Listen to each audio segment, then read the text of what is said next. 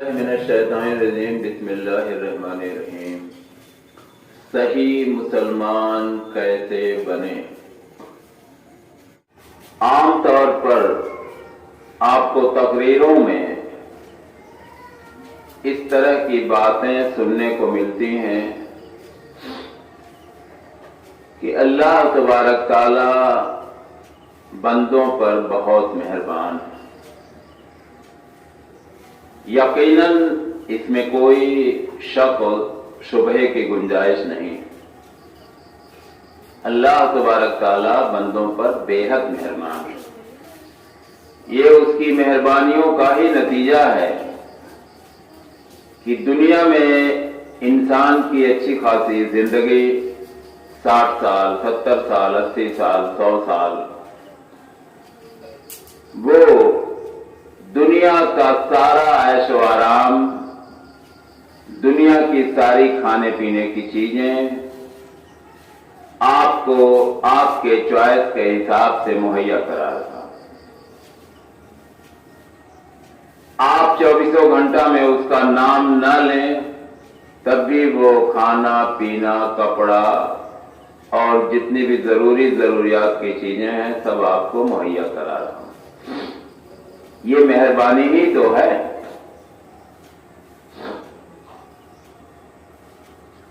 اب یہی مہربانی آپ چاہتے ہیں، انسان چاہتا ہے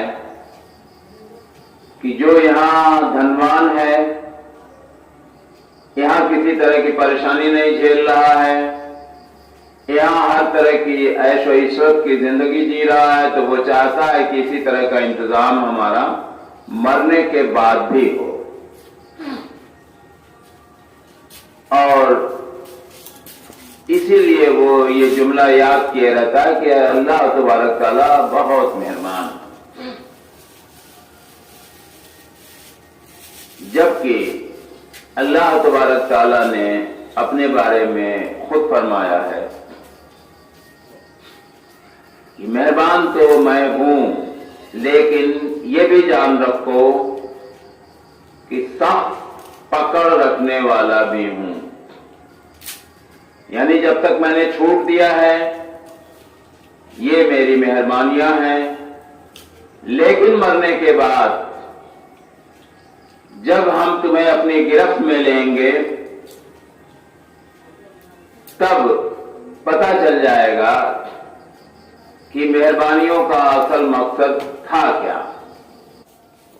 حشر کے میدان میں جب سارے لوگ جٹ جائیں گے تو اللہ تبارک تعالیٰ کا یہ الفاظ ہوگا، بتاؤ آج کس کی بادشاہت ہے؟ کہاں ہے وہ دنیا کے سارے بادشاہ؟ آئے ہمارے سامنے اور یہ بتائیں کہ آج کس کی بادشاہت ہے؟ سبھی انسان ایک آواز میں بول پڑیں گے، اے اللہ تبارک تعالیٰ صرف اور صرف تیری بادشاہت اور تیرا حکم چلے گا۔ یعنی جو رخصت ہمیں دی گئی تھی، جو آزادی ہمیں ملی تھی، جو چھوٹ ہم کو دنیا میں مل چکی تھی، وہ سب چھین لی جائے گی۔ اب رزلٹ کا دن ہے، اب رزلٹ کارڈ کا دن ہے، اب آپ کو دنیا کا رزلٹ سنایا جائے گا اور اس میں 2 کیٹیگری بنائی جائے گی، ایک اللہ کے فرما بردار بندوں کے لیے، ایک نافرمان بندوں کے لیے۔ اور کسی کے ساتھ اللہ تبارک تعالیٰ ذرہ برابر بھی ناانصافی نہیں کرے گا۔ اور وہاں جو حساب کتاب ہوگا وہ ہندو مسلمان سکھ عیسائی کرسچن یہودی اس طرح سے نہیں ہوگا۔ سارے انسان خلط ملط کر دیے جائیں گے، اس لیے کہ سارے انسانوں کو اللہ تبارک تعالیٰ نے بچپن میں مسلم پیدا کیا اور ایک پلیٹ فارم پر ایک طرح کے کویشچن سے، ایک طرح کی آزمائش سے سب کو گزرنا پڑے گا۔ سب سے ایک طرح کا سوال کیا جائے گا، تم نے کس کی عبادت کی، کس کو نبی مانا، کس کا فرمان مانا، کس طرح سے زندگی بتایا، غلطیاں کرنے پر کیا کیا، دین کے لیے کتنی کوشش کی، آنکھ کان ناک اور دماغ کا کہاں تک استعمال کیا، یعنی زندگی کے ایک ایک پل کا حساب ہم کو آپ کو دینا ہوگا۔ اور اس وقت یہ جملہ استعمال کرنے پر کہ اللہ تبارک تعالیٰ تو بڑا رحیم ہے، تو بڑا رحمان ہے، گاڑی آگے نکلنے والی نہیں۔ اس لیے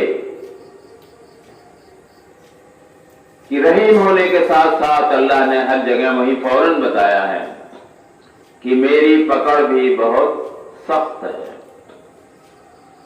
مجھ پر ایمان لانے والے بہت کم لوگ ہیں، میرا کہنا ماننے والے تعداد میں بہت کم ہیں، نبیوں کو سب لوگوں نے جھٹلایا ہے، سب سے پہلے ان کی قوم نے، ان کے امتیوں نے ہی جھٹلایا۔ اب اگر اس طرح کے حالات ہمارے آپ کے سامنے پیش آئیں گے، اور یقیناً آئیں گے چونکہ یہ اللہ کا وعدہ، تو اس طرح کے وسوسوں میں شیطان کے مت پڑیے کہ اللہ تبارک تعالیٰ کیا نہیں کر سکتا، یقیناً کر سکتا ہے، لیکن کچھ چیزیں اس کے لیے محال ہیں۔ جیسے اللہ تبارک تعالیٰ جھوٹ نہیں بول سکتا۔ آپ کہیں کہ اللہ تبارک تعالیٰ ہر چیز پر قادر ہے، قطعی نہیں۔ اللہ تبارک تعالیٰ کی یہ ڈس کوالٹی ہے، کوالٹی یہی ہے کہ اللہ تبارک تعالیٰ کبھی جھوٹ نہیں بولتا، اللہ تبارک تعالیٰ کبھی ناانصافی نہیں کرتا، اللہ تبارک تعالیٰ کبھی اپنے وعدے کی خلاف ورزی نہیں کرتا۔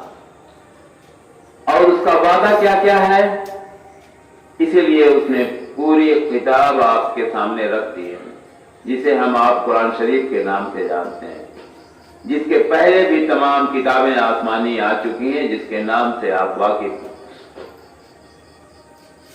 اور لوگوں نے ان کتابوں کے فرمان کو جھٹلایا یا تبدیل کر ڈالا، جس کی سزا آخرت میں تو ملے گی ہی، دنیا میں ہی ملنی شروع ہو گئی، اور ان کو طرح طرح کے عذابوں سے نوازا گیا۔ تب بھی اللہ تبارک تعالیٰ رحیم تھا، رحمان تھا، لیکن چونکہ اس کا وعدہ ہے